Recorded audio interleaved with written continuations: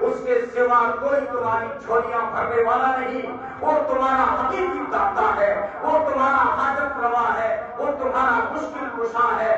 لا الہ الا اللہ, میرا معبود کوئی نہیں اس کے سوا, اس کے سوا میرا مسجود کوئی نہیں, میرا سجدہ اللہ کے سوا کسی کے لیے نہیں, میری دعا اور پکار اور فریاد اللہ کے سوا کسی اور کے لیے نہیں, میری نظر میری نیاز التحیات للہ والصلوات والطیبات. یہ ترجمہ کیا ہے کہ میری ساری فعلی قولی جانی ہر طرح کی عبادتیں اللہ کے لیے خاص کر چکا ہوں میں.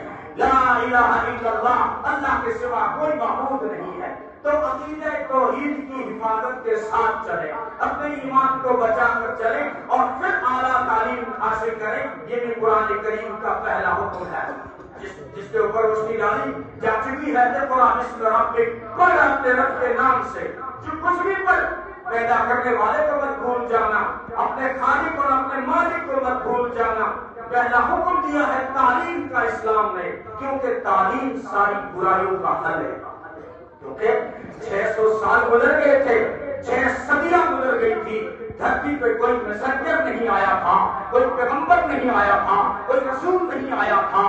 یہ حضرت عیسیٰ علیہ السلام سے لے کر ہمارے آقا حضرت محمد صلی اللہ علیہ وسلم تک یہ 600 سال میں کوئی پیغمبر دھرتی پہ نہیں آیا.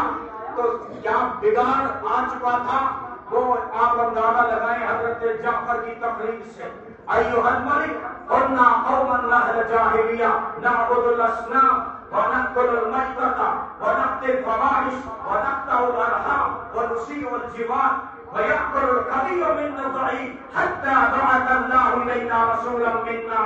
بادشاہ سلامت, ہم مردار کھاتے تھے, بتوں کو پوچھتے تھے, رشتوں ناتوں کو توڑتے تھے, کمزوروں کو دباتے تھے, ٹارچر کرتے تھے, اور کمزور کا حق کھا جاتے تھے, یتیم کا مال کھا جاتے تھے, غریبوں کو ستاتے تھے. کوئی شعور نہیں تھا, نہ ماں باپ کا مقام تھا, نہ بڑے بھائی کا اسٹیٹس تھا, نہ بہن کا کوئی ویلیو تھا, نہ بہن کی کوئی عزت تھی. ان حالات میں ہم گزر رہے تھے کہ اللہ رب العزت نے اپنے محبوب محمد مصطفیٰ رحمت للعالمین صلی اللہ علیہ وسلم کو بھیجا.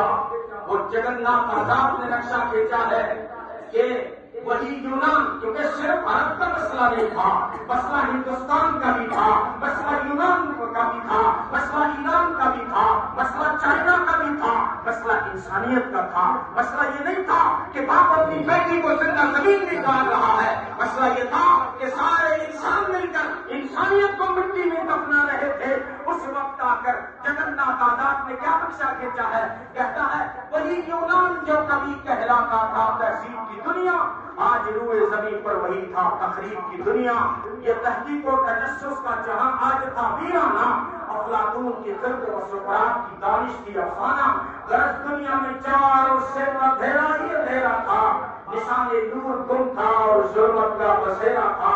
کہ دنیا کے افق پر دفعتاً سیلاب نور آیا, جہاں کفر و باطل میں صداقت کا ظہور آیا, حقیقت کی خبر دینے بشیر آیا, نذیر آیا, شہنشاہی نے جس کے قدم چومے وہ فقیر آیا, مبارک اور زمانے کو وہ ختم المرسلین آیا, کہ صحاب رحم بن کر رحمت للعالمین آیا صلی اللہ علیہ وسلم.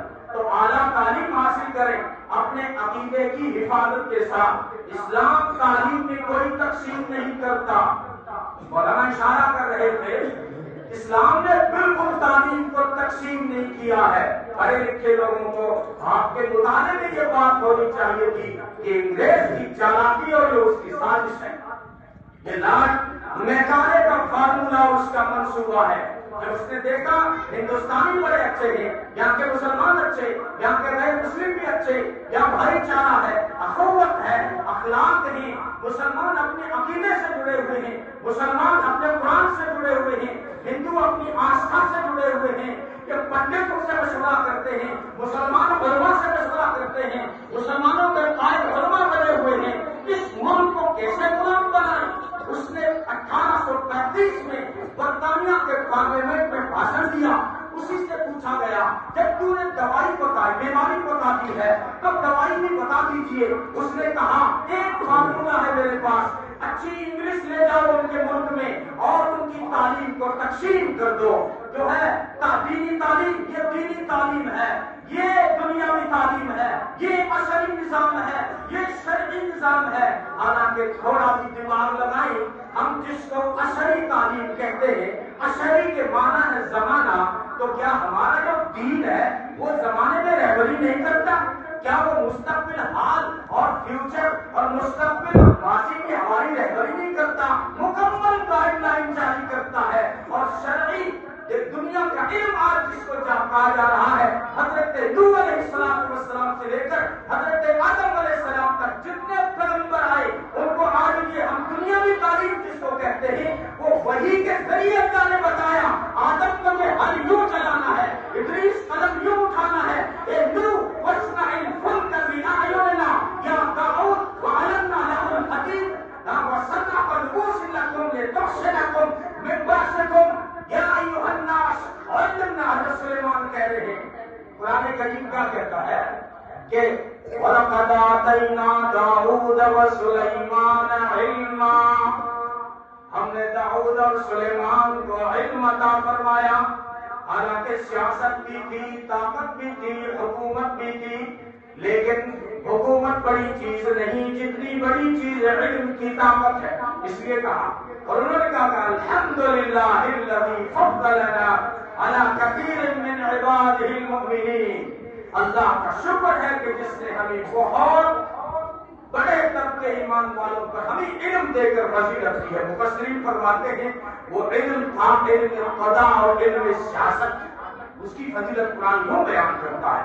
اسلام میں علم تقسیم نہیں تھا، اس نے سازش کے ساتھ تقسیم کیا، اور ہمارے اکابرین کا بھی کوئی قصور نہیں۔ ہمارے اکابرین ایک چھت کے نیچے سارے علوم لانا چاہتے تھے۔ یہ بعد میں آنے والے ہم جیسوں کی سستی ہے کہ ہم نے اپنی سستی کی وجہ سے جو تقریباً 70 سال کیوں نکال دیے ہیں، یہ جو ہے تقسیم تعلیم دو کیمپوں میں نظر آتی ہے۔ یہ انگریز نے کہا کہ یہ ملا ہے اور یہ مسٹر ہے اور یہ پنڈت ہے، یہ بھگت ہے، یہ انگریز کی تقسیم ہے تاکہ ان کا نظام بگڑ جائے، اور بگڑ گیا۔ تو عصری تعلیم میں جب گھسا، جب تم مولوی سے کٹا، ادارے سے کٹا، قرآن سے کٹا، تیرا خیال تھا میں سوریا چڑھ جاؤں گا، تیرا خیال تھا آسمان چھو جاؤں گا، لیکن کیا ہوا؟ ایک ایک کے خیال میں تو روٹی بھی گئی، چاہی کی شے بڑی تو چھوٹی بھی گئی، واعظ قوم کی نصیحت کو نہ مانا، آخر پتلون کی تاک میں لنگوٹی بھی گئی۔ انگریز نے تیرا کلچر چھینا، تیری تہذیب چھینی، تیرا تمدن چھینا، تیری ثقافت چھینی، تیرا طریقہ چھینا، تیرا عقیدہ چھینا، تیرا ایمان چھینا، تیرا دین چھینا، تجھے گورا کر دیا کہ منتری بن گیا، قلوب اللہ نہیں آتی، انجینئر بن گیا، نماز کا نقشہ نہیں آتا۔ میرا بھی نقصان ہوا کہ مجھے انگلش نہیں آئی تو بہت سارے ڈپارٹمنٹ میں میں بھی پیچھے رہ گیا۔ اس کی سازش کا نتیجہ ہے، ورنہ اسلام ایک چھت کے نیچے سارے علوم کو پڑھانے کا داعی ہے۔